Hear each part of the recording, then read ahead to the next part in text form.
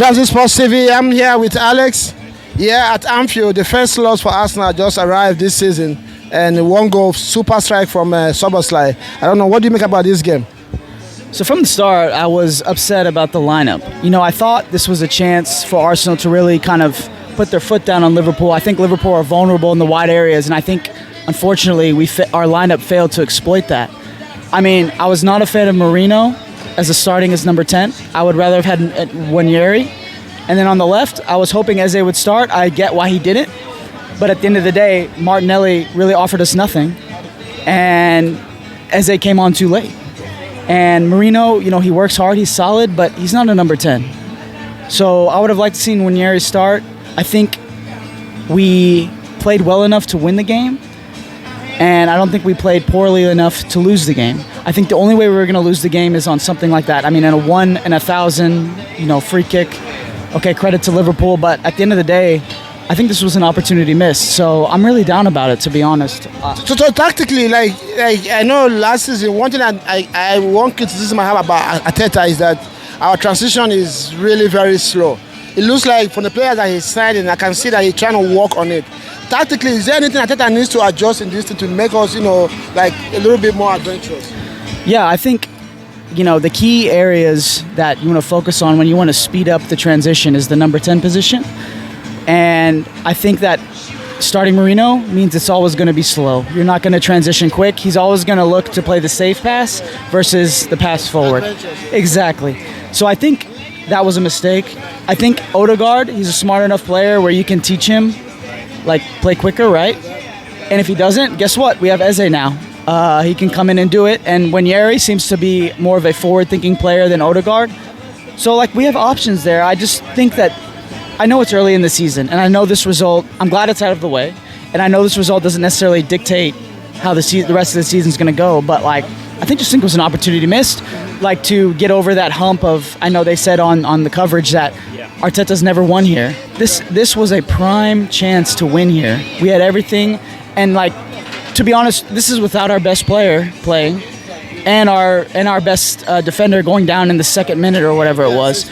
And still, I thought we should have won that game. So, you know, credits to the players, but at the end of the day, like, we lost.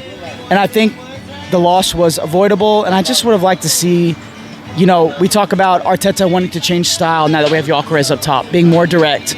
I would have liked us to still have done that at a place that's notoriously, like, difficult. And I think we could have done that. Liverpool were there for the taking, so that's where my disappointment comes from. Okay, like you mentioned right there, it's still early in the season, talking about the season, there's still a lot of matches to be played, the 5 games still to go. What do you expect going forward as regards what Arsenal achieved in the league this season? To me, I expect Eze to be on that left-hand side. If he's fit, he starts. I expect that. It should be that. And then I expect Odegaard to play the number 10.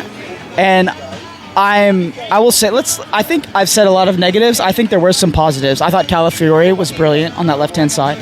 I thought our defense was good. Salah did nothing. You know, a big criticism of Calafiori is in his 1v1 defending, he's not as good as Miles Lewis-Skelly, which is probably true over a long span, but I think today he was good. You know, I thought Zubamendi was great. But let me stop you there. You know, Liverpool looks like the biggest contender for Arsenal to win this league this season. And 3 games this season, they've done exactly what they did last season, winning games in the last 5 minutes of the game. And Arne Slot, not flamboyant, he doesn't really have much going for him, but somehow he gets this team to perform when he needs them to perform, and they get the goal, they get the points.